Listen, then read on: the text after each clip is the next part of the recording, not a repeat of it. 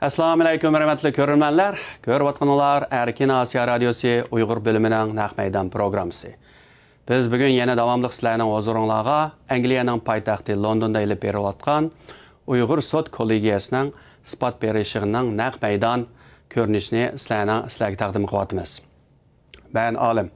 Bu yaq Uyğur bölümünün muavin direktörü Mehmetcan Cümə əpəndi. Rəhmət sizlərə görürmənlər. Ekranımızga qayıtıb xoş gəldinlər. Biz Angliyanın London şəhərdə işləb atqan Uyğur Sot Kollegiyasını Naq Meydandan huzurunlağa sunub atımız. Məzkur Sot Kollegiyası bugün ən axırqı basqışqa kirdi. Ondaqda Alim əfəndim siz şu ən axırqı basqışının birinci bölümündə bugün ədigəndə berib ötən təfsilatlarını bir tanışdırıb ötən bolsanız kimlər sözlüdü? Oldu əlbəttə. Bugün yəni Uyğur Sot Kollegiyasının 4-cü həm axırıq günü. Bugün ətdigini birinci olub Şvetsiyadan Neyrola xanım ispat bəgən buldu özünün uruq tuqqanlarının əkfalı doğrusta. Bunun için namsız bir Xitay saqçı, Xitay hökumətinin nimi səbəbdən Uyğurlarını tutuşu doğrusu qıvalıq bəgən buldu. Bunun için Türkiye'den Nursiman Abdurşid xanım özünün ailəsinin uçurğan ziyankeşliklər doğrusta. Ondan keyin Məlikzad Həbiboğlu xanım və axırda Mahmud Təvəkkül əpəndi əmməsi özünün beşlərə kəlgən, həm uruq tuqqanlarının başlarına kəlgən qarı günlər və ziyankeşliklər üstüdə quvalıq bəgən boldu. Onda biz Mehmetcan əpəndi siz aldı bilən şu dəstəbdə sözləyən Neyrola xanımның bəgən ispat doğrusu mühim nöqtələrini düşəndirib ötən bolsunuz. Oldu, rəhmət. Nurilla Alima xanım bu Şvetsiyada yaşaydigan bir tədqiqatçı qızkən. Biz yaxından bu yan tanışıb kelib atdığımız. Bu xanım yaxında şu profesör, yani Şəfi Halman Üniversitetininki profesörü Laura Murphy ilə birləşib bir doklad elan qılğan. Bu doklad CNN-də bilək mətbuatlarda elan qılınğan. Yani Uyğur məcburi əmgiki və şu quyaş enerjisi taxtısı təminləş zənciri namlı bir doklad. Şu doklad göstərilişçə şu quyaş enerjisi, yani Xitayның quyaş enerjisi təminləş zənciridir mi? Qulluq əmgiki mövcud degan misallar berilgan. Laura Murphy xanım aldığımız günü bizim dep ötken bu azırıq zaman qulluqının tədqiq qıldıqan tədqiqatçı professorlarının birisi. Demek bugünkü bu xanımınki, yani Nurullah xanımınki dokladımı, bayanatımı, yoki guvalıqımı nasistemlik, callıq, küçük bir şekilde elib verildi. İngilizce guvalıq bədi. Bunun da asasen özününki Mahira Yaqub degen bir nevre hadisininki vəqasını tanışırıb etdi. Deyişçe Mahira Yaqub özününki Avustraliyadaki uruqtuq qaldırıq ata-anasıga pul yollaqanlıq üçün, yani 130.000 Avustraliya dolları. Terörist təşkilatlarını ixtisatlan təminləş degen cinayet bilen kesilgenlikini dedi. Xanımның oturuq qoyuşça bula bu ağallıqı, bunun əmmisinin göcətlərinin balıqı əmmi təfsilatlarını göstüb, hətta muxbirlardan paylanıb Xitayның hökumət organlarına yetkizgen bolsa, bularning bu isbatınınki nəzərə ilinməganlığı təfsilatlarını oturuq qoydu. Yana bizim diqqətimizi çəkən bir neçə nöqtə var bunun da. Bu uruq tuqqanınki, yani Mahira Yaqub'ninki bu 10 ay turuş jarayonida bu lagerda, tutub turuş ornida ig'ir jigar zəxmlanish keşlik girib tavaqanlığı. Bunun ispat sifatida özününki bu qızның burunmu təksirtilgənliyi ki, keng köləmlik təksiriş elib verilganlığı, türmege qamalmagan normal jüygen vaxtlarda. Bugün faqat bu tekşiriş jarayonida özününki şu kökrək deməli məsələ bolğanlığından başqa bölək bədəninin sap-saq, şunda sap-sağlam bir ayal ikənligini deydi.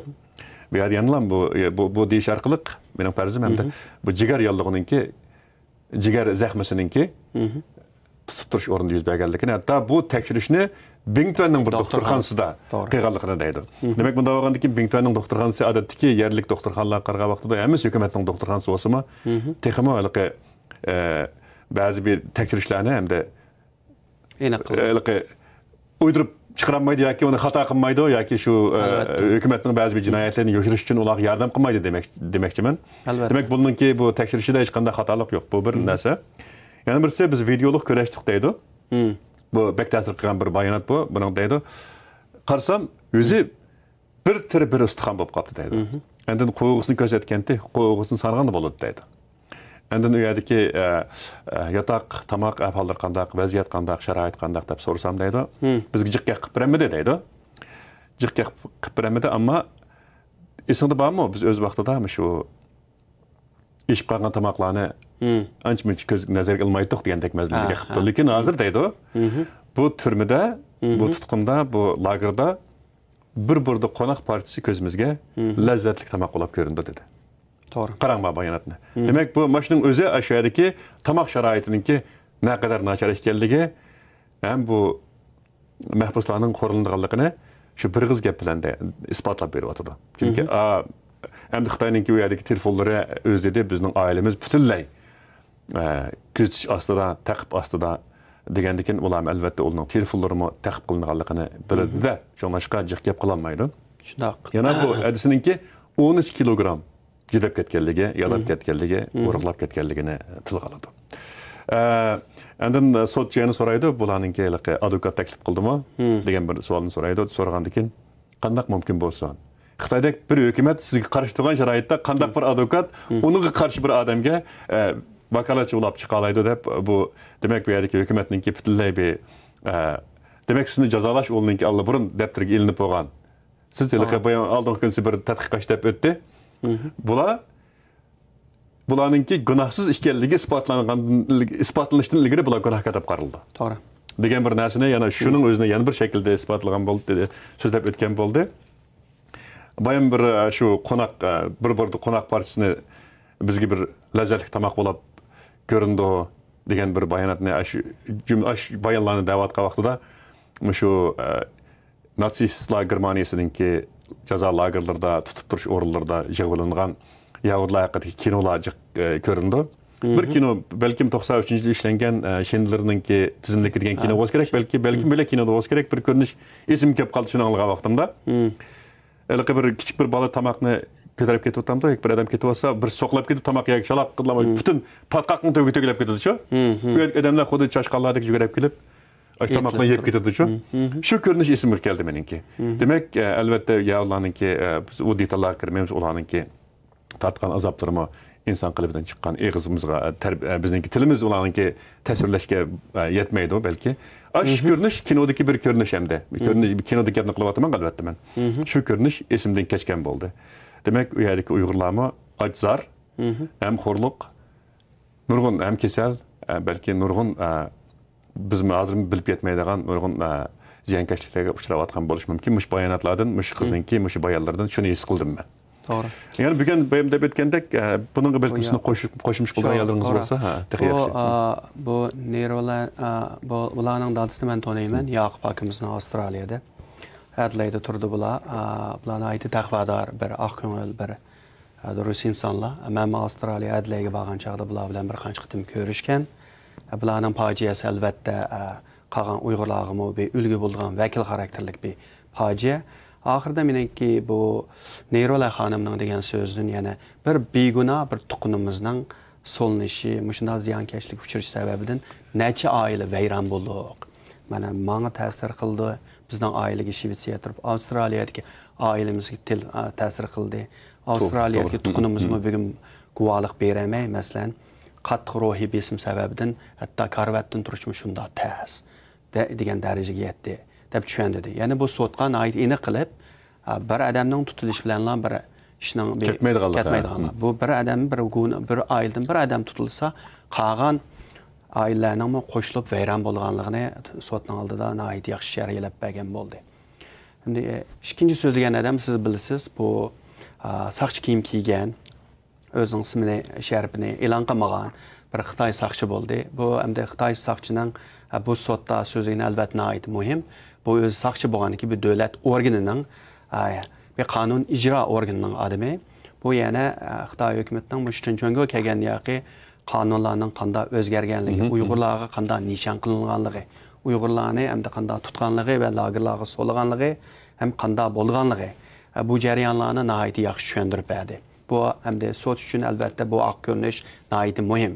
Chunki bu sotni asosli maqsadi irqiy qirg'inchilikni isbotlash bo'lgandan keyin bularga kerakli dalil isbotlar bo'libmi buni Xitoy davlati ilib borgan bir siyosatmi yoki avtonom rayon ilib borgan bir siyosatmi yoki bir yerlik saqchqani o'z oldiga ilib borayotgan bir siyosatmi deganni bilishni xohlaydi. Shu dalil isbot bo'lishi kerak.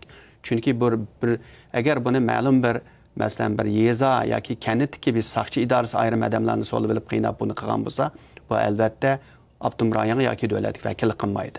Ammo bu shuning muhabbatin bu so'chlarning guvochilardan 3 kundan 4 kundan yoki ya'ni guvochilardan keyindan bu buyruqni nereden keldi deb o'ylaysiz? Bu buyruq bu yuqori darajalik organdan keldi, yuqori yani bu kim bu ne deb so'rashga sababmi?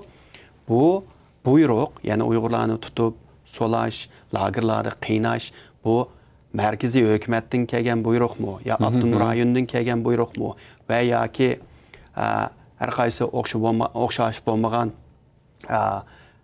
rayonlardan yoki nimalardan yezlardan, nahiyalardan kelgan buyruqmi deb shuni bilmoqchi bo'lar. Shuning albatta guvochilarning aytib yaxshi javob berdi. Shunda bo'lsa-mu, endi bularning bilmoqchi bo'lgani shu. Bu saqchi apandim bu siyosatning haqiqatan bu avtonom rayonning o'zining tuzib olgan yoki yerliklarning bir siyosat emas. Buning shu Xitoyning eng yuqori darajalik hukumat markazidan kelganligini, shu sababdan Chunchuvangwaning kelganligi ham shuningdan keyin bu siyosatlarning ijro bo'layotganligini o'tirib qo'yib o'tdi. Muhimi savol javobda mening anglaganim ta'sir qilgan menga bundan so'raydi. Sen Xitoy bo'lish sifating bilan sen o'zingni bir Xitoy vatanparvar deb qaramsan. Sen Xitoy vatanparvar deb qarsang, bu gaplarni san deyish osonmi degandek. Bu deydi men o'zimni Xitoyning vatanparvari deb qarayman, ammo bu Kominternning qilayotgani bu bizga ziyonli bir animo. Kominternning qilayotgani ya'ni bu Şinjandagi Uyg'urlar qilayotgani bu bir imperiyaning bir osonlik bir yerlik bir millat qarta ilib borayotgan bir siyosat. Men o'zimning vatanini suyman, ammo bu imperatorlik bir siyosatni yurgizayotgan bu hokimiyatni yaxshi ko'rmayman deb tushuntirib o'tgan bo'ldi. Shuningga bu apandimning o'tirib qo'ygan bu guvohligi meningcha bu sotning bo'libmi bu Xitoy degan davlatning mush Uyg'urlar qaratayotgan bir siyosatning ya'ni bir imperiyaning bir osonlik millatlarga qaratayotgan bir ziyonkashlik siyosatlar ekanligi. Bu siyosatning hargizmi yerlik yoki viloyat xarakterli bir siyosatlar emas. Qonun siyosati emasligini. Buning shu markazdan kelgan bir siyosat ekanligini Uyg'urlarga va yerlik millatlarga qaratgan siyosatning markazning bevosita kelganligini nihoyat yaxshi misollar bilan sharhlab o'tgan bo'ldi. Bu odam garchi hozir bu saqchi xodim, garchi Yevropadagi ma'lum bir davlatda yashayotgan bo'lsa-mu, pensiyaga chiqib ketgan bo'lsa-mu, o'z vaqtida Xitoyning shu hukumatninki qonun ijro qilish organlarida ishlagan bir odamda bu. To'g'ri. Hamda shuning o'z vaqtidagi salohiyati bo'yicha shu vaqtda o'z vaqtida hukumatning qonun ijro qilish organlariga vakillik qilgan. Demak, hukumatga ma'lum jihatdan vakillik qilgan bir odam bo'lish salohiyati bor bu odamniki. Saqchi degan shu hukumatning qonun ijro qiluvchisi endi. Shu hukumatga vakillik qildi albatta. Undan keyin Turkiyadan Nursimon Abdurashid xonim isbot berdi. Bu to'g'risiz bir qancha muhim nuqtalarni o'tdi. Bo'ldi.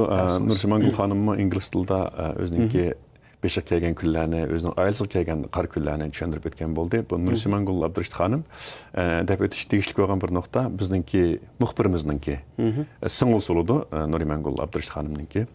Tunigimmi dedik, bizning radioda o'sha urug' tuqqanlari zarbiga uchragan muxbirlarimiz xali ko'p. Demak, Nursimon xonimmi shularning bir qismi. Bu Nursimon xonimningki urug' tuqqanlarininki oilasining beşik kelgan kun texmi echinishliq. Ya'ni bizim radioda bir xabar bergan. To'g'ri. Bizningki shu To'qsaq nahiyasiningki Sayvoq atrofida yashaydi ekan bular. Taqilib qolgan darvosida. Oila adam yo'q. Bu oilaning chirig'ini yondiradigan, mo'risdan is chiqaradigan bir odam yo'q. Demak, bu oilada bu qizningki onasi, dadasi, bir aksi, bir inisi hozir turmada. Bular lagerda emas, turmada, bu kesildi bular. 13 yıl, 16 yıl, 19 yıllıktan kesildi. Qarşımız bu resimlerini görürsünüz. Çünkü adamlar bazı hikayelerini biz özümüz anlayan hikayeler. Lakin bazı hikayelerin içinde siz yaşaysınız çok. Çünkü bu kızınki hadisi acısı yani bizden hizmettaş. Qarşımız tam da bu Abdurashid efendiminki resmi var. Doğru.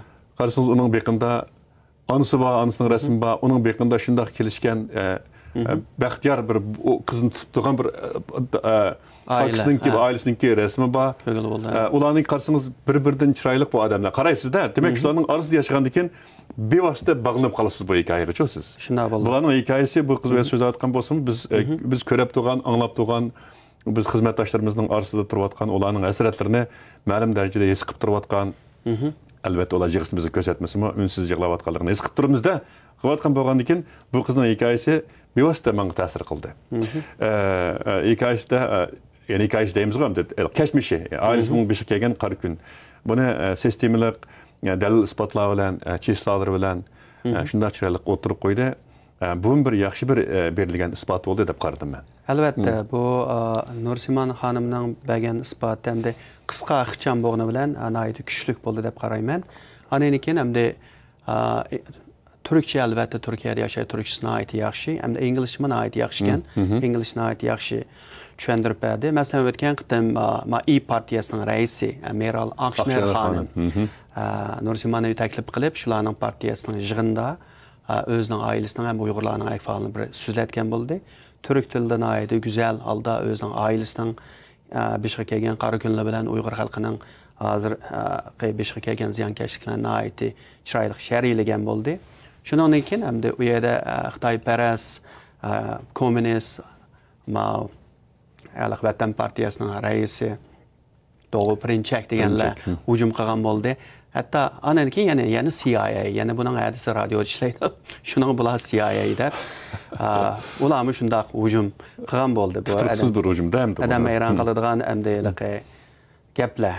Bundan keyin Nursimon xonimdan keyin albatta Malgizot Abibul xonim bilan Mahmad Tavakkul apandilar o'zining beshidan o'tgan qara kunlar, mushkashmishlar to'g'risida bir tushundirish berdi. Malgizot xonimning hamda asosli nuqtasini desak, hamda Xitoy hukumati bu xonimni Turkiyadan Xitoyga qaytib kelishga majburlagan, oilalari orqali degizgan.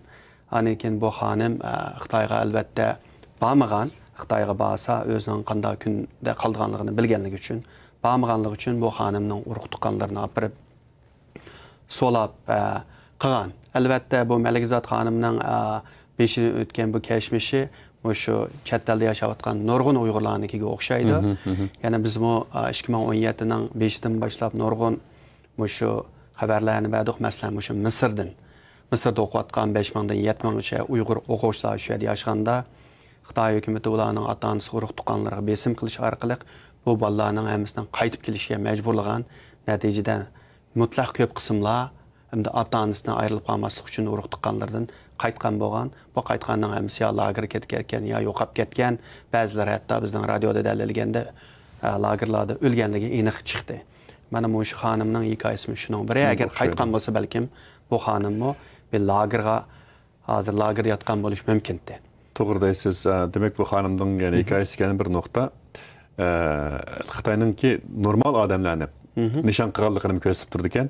Bu xonimni Turkiyada hozirgacha bir faoliyat qatnashmaganligi, hatto ular bilan oilasi bilan birlashib savdo qilganligini aytdi. Savdo qilib, bular ma'lum darajada pul tepibdi.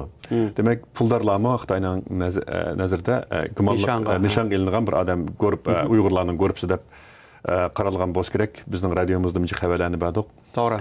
Jiq puldar baylar, zardar baylarninki pul mallardan butunlay ayrilib, ularning hammasi musodir qilinib, hatto har xil jinoyatlar bilan kesilganligini xabar qildik. Bu balkim mush ayolmi, shu xonimmi pul topgan puldarlar ko'ribsiga chetilib zarba berilgan bo'lishi kerak. Hech qanday jinoyat o'tkazilmagan bo'lsa-mi? Bu bir hikoya ekan. Endi bayam siz deb aytdingizmi haliqi? Yani bir efendim Mahmud Tavakkul efendim o'xshash nuqtani o'tirib qo'ydi. U o'ziniki guvohligida, ya'ni o'zining shu yezdiki, nayezdiki puldor Uyg'urlarning nishon uchirganligi, natijada ularning tutilganligi, ham uningdan burun albatta diniy zotlarning bu ziyonkashlik uchirganligi qadama-qadam, ya'ni bir to'lqindan keyin bir to'lqin. Diniy zotlar ziyonkashlik uchirgan bo'lsa, uningdan keyin puldorlar uchirgan. Undan keyin hamda hatto hukumatning kadrlari hozir ko'ryapmiz, lager nurg'unlar ayni vaqtida Xitoy hukumati uchun 30-40 yil sadoqatmandlik bilan ishlagan Uyghur kadrlar hech qanday bir siyosatga aralashmagan, Xitoy hukumatiga qarshi turmagan, Xitoyning siyosatlarini hatto tashviqot qilib bergan nurg'un Uyghur kadrlarning bu lagerlarda ishganligini biz dalillagan bo'ldik. Hatto Abdum rayonining sobiq raisi bo'lgan Nurbek Rima hozir kesilib turmada.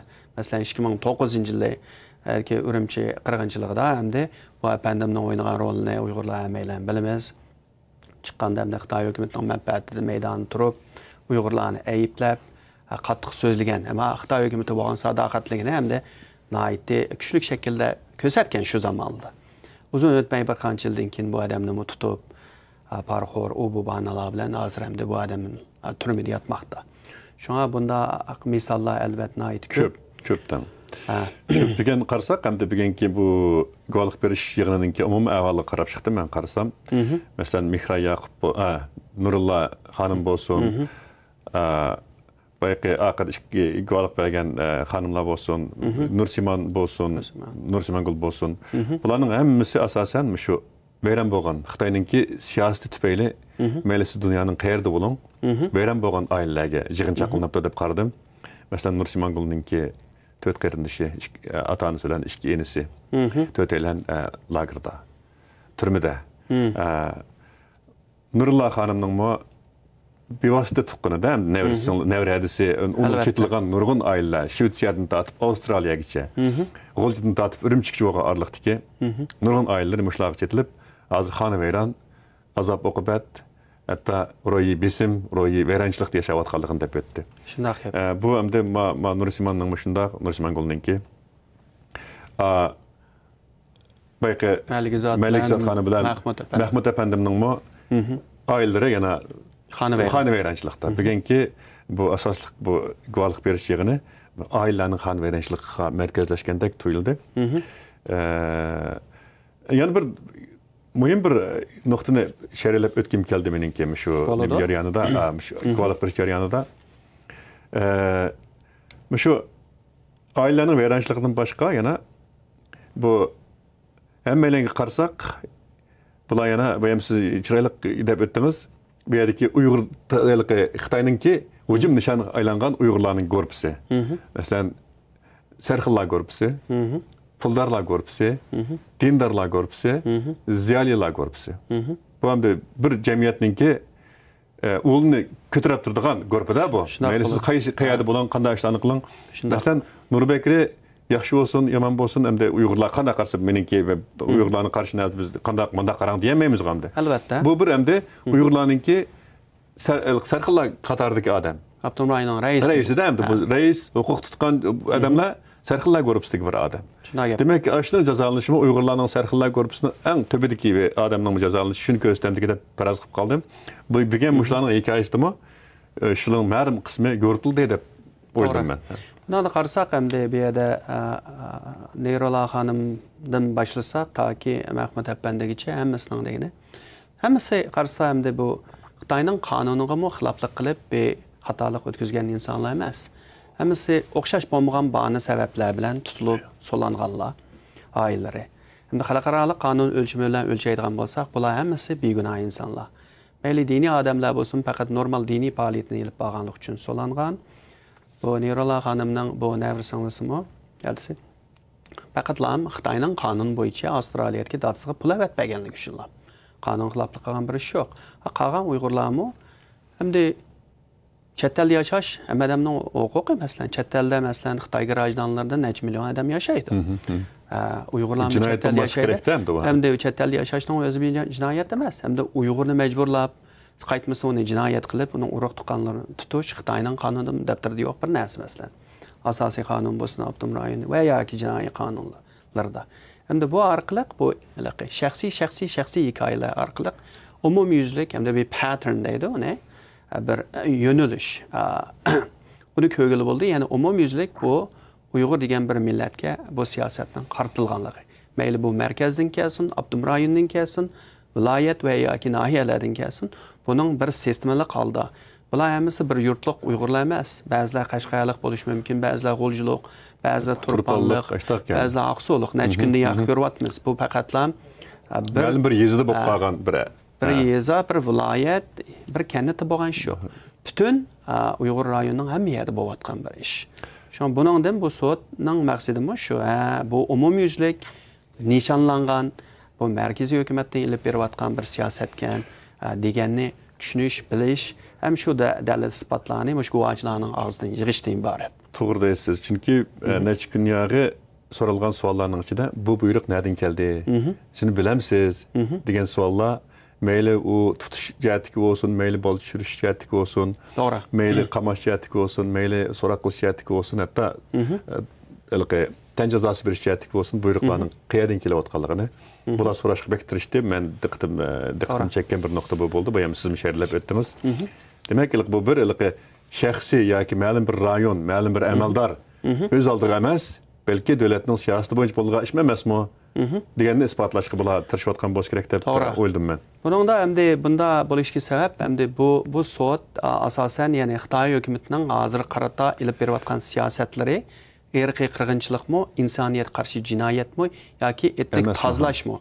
Shu uch narsani isbotlash bo'lgandan keyin bularning maqsadi bu guvohchilarning og'zidan bularning tarjimali, nada tug'ilib cho'ng bo'lgan, qaysi maktab borgani muhim emas. Shu Chunchonga kelgandan beri ilib borgan siyosat Xitoy hukumatining maqsadlik mudoliq bilan ilib berilgan Uyg'ur ve yerlik millete qaratilgan bir siyosatmi emasmi shuni bilish. Şu an bularning so'rgan savollarimi bu yuqori darajalik organ degan bu yuqoridan keldi deysiz bu deb har bir guvohchidan shuni so'rashga sabab buning shu markazdan Abdumrayondan viloyat qolgan yerga kelganligini shuni isbotlash bular. To'g'ri deysiz. Endi bu tarjimonlarmi yaxshi tarjima qilyapti bu organlarning darajasini. Şunu bir degim keldi mening bizim anglab o'tadiq. Albatta biz tarjimonlarni undaq tarjima qilib, bundaq tarjima qilib demaymiz. Ular yaxshi tarjima qilyapti. Ularga oson emas albatta. Naq maydon tarjima. Atalıq masalasini sal ish qilib diqqat qilish deyishga bo'lgan bir nuqta ekan deb o'yladim men tarjima jarayonida. Bu mening shaxsiy ko'z qarashim ham. Bu endi bu sot, bu sot deganga endi masalan har qanday yerda bir odam sotga chiqqan chog'da bir tayyorliklar. Masalan, Amerikada bir mashina tez haydab kelsa, bir saqchi tutib olib bir bilet berdi. Ya uning jarimani to'lab tugitimiz, ya bu sotga bor deydi. Sotga borgan chog'da o'zimizdan aqlashimiz kerak sotning oldida. Men aslida unda tez mangmagan yoki oyada 55 degan suratni yozgan bo'lsa, men ya diqqat qilmabdim, ya daraxt to'sibapti. Shunga men 65 ni mingib qolibdiman deb o'zini aqlash kerak. Uningga ancha-muncha bir paket to'plash kerak, ham uni tayyorlik qilish kerak. U menda alam berib qatnashgan bir aloqa bir çay emas. O'tirash emas, tamak bo'lib qo'zaq bir hamda o'zi albatta bo'libmi aloqa guvohchilar yangi chiqqan chaqda ruhiy kayfiyati besimi lager chiqqandan keyin o'xshamaydi. Vaqt o'zgargandan keyin aniki Xitoy hukumatining besimdan o'zgarmaydi. Ba'zi narsalarni tabiiy adam unutib qoldi. Sizmi bizmi unutib qoldik. To'g'ri deysiz. Shuninga o'zining yozgan animalarni bir ko'rib, aniki tarjimonlarni bir ko'rib qolgan chaqda bir sinov narsalar esi keldi. Yani bir qaysi paketlarni texnik to'g'ri o'tirib qo'yishni yaxshi biladi. Ama tarjimonlama bir qur ko'sa albatta undan keyin qonuniy siyosiy terminlarda va yerjoy ismlarda xatolash bo'lmaydi endi. To'g'ri deysiz. Va endi buning rolini ait muhim degandek. Yana bir gapni qo'shqim keldi bayatni shu Nurulloninki bayonotidagi. Masalan, guvohlikdagi.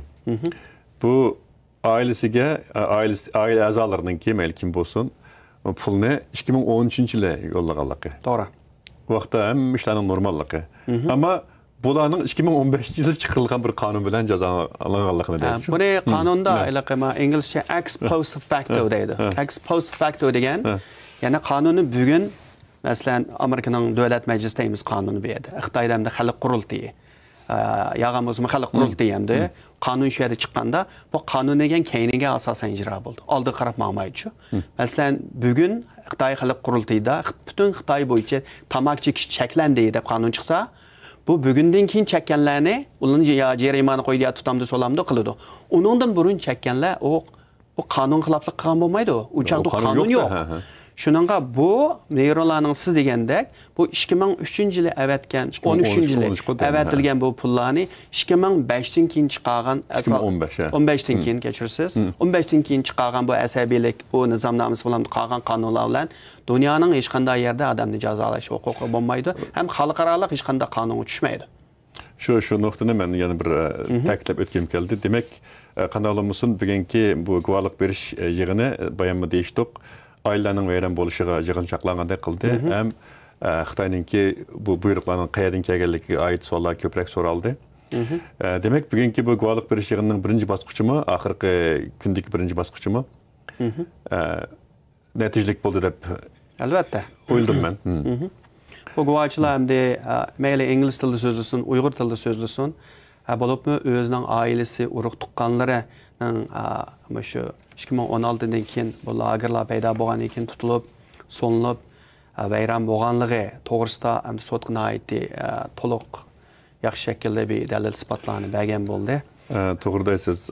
Endi bu necha kun yog'i biz yana bir nuqtani ta'kidlashni unutib qoldik. Deb o'yladim. Masalan, Umarbek Alininki guvohlik berish jarayonidagi ko'rinishlar. To'g'ri. Qarasak, Umarbek Ali shu ba'zi matbuotlar qarag'an vaqtida o'zininki shu zanjirlarni bog'lab chiqqan zanjirni Turkiyadan keltirib, o'zining qanday zanjirda bog'langanligini naq maydonda bu ig'zoki deb bergandan shu ko'stib deb deb misollar bilan ko'stib shundaq bir ta'sir qo'zg'alliq oid nurg'un hikoyalar va nima xabarlar chiqyotdi. Mushuni bir alayda bir isbot sifatida ko'stib deb o'ylab qoldim men. Yaxshi bir jonliq isbot bo'ldi deb o'ylab qoldim men. To'g'ri, sotga kerakligi hamda birisi albatta ularning yozma materiali bor. Bu sotga allburun avatdir. Bu yozma materialga asosanlan bular bu sot ayrim hukm chiqarmaydi. Mushu yozgan odamning guvohini anglaydi ham bularning albatta yozma materialidagi savollar bor. Shuni so'raydi bulardan. Bu munda bo'ldimi, bu qanday bo'ldi, o'lgani qanday ko'di.